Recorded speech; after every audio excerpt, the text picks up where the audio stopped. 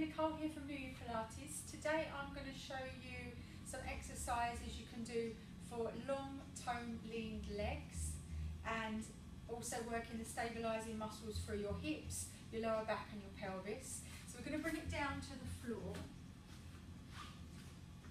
Relaxing the head down, you can pop a pillow under your head if you want to be lifted a little. Feet to the floor, legs hip width apart.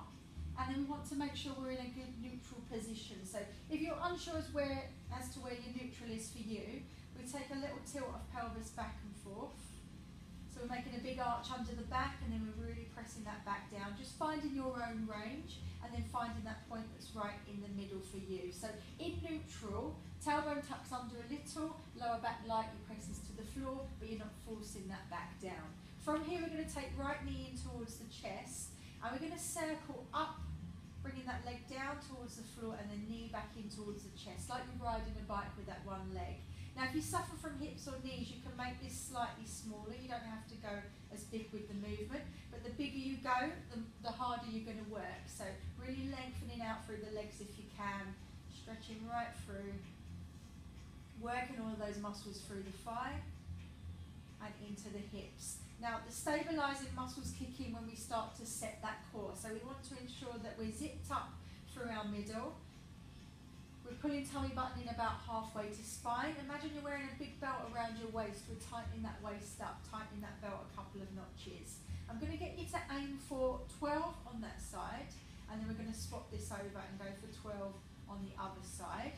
If you need to cut it down a little, that's fine. Count the amount that you're doing and then do the same on the other side. The key is to really work to fatigue, so you're working to that point where you're really feeling that ache or burn through the muscles. Now you can continue with that until your muscles feel fatigued, so that ache or burn, or maybe your back starts to lift or arch out of neutral. If that's feeling a little bit too gentle, we can take this up a level by bringing knees in towards the chest, tucking under with that tailbone, so we're now in neutral. And you can either do this one leg at a time with a little pause in between, or we can let that movement flow for more challenge. So we're going from one straight into the other. Now if you suffer with lower back, just watch out for that lower back lifting or arching. We want to stay guided in with that tummy, pulling in to help you keep that lower back lightly pressed to the floor. So I would work to fatigue with this one. So we're working to that point of ache or burn, or that point where we can no longer control the movement as well. And when you need a break, taking the feet to floor to rest. I'll get you to repeat the same again. You can continue with the single leg if you want to. You can also take this option with double leg, so it's head and shoulders lifted. Arms can either come across the chest or they can reach out long, palms up. And you can also do this with the single leg option if you want to. And then the second exercise I'm going to give you is a build up to scissor legs. The easiest way of doing this is to bring one knee in towards chest and extend that leg up as far as you can. The straighter the better. If you need lots of knee bend, no problem. We're going to gently hug that leg in towards you, so we're getting a stretch in the back of the thigh without your bottom lifting. Make sure your bottom stays down. We let that leg come down to the floor, control through the tummy and the lower back, and then we lift up and hug back in.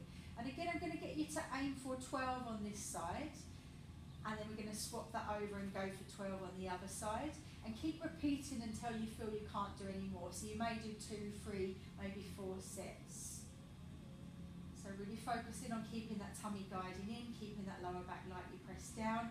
Your harder version of this, again similar to the first exercise, both knees in, tucking under to find that neutral, legs extending up. We hug one leg in towards us as the other lowers. And with this option, you'll find that you won't take the foot all the way to the floor. You'll find in that point where your tummy begins to work that your back is under control.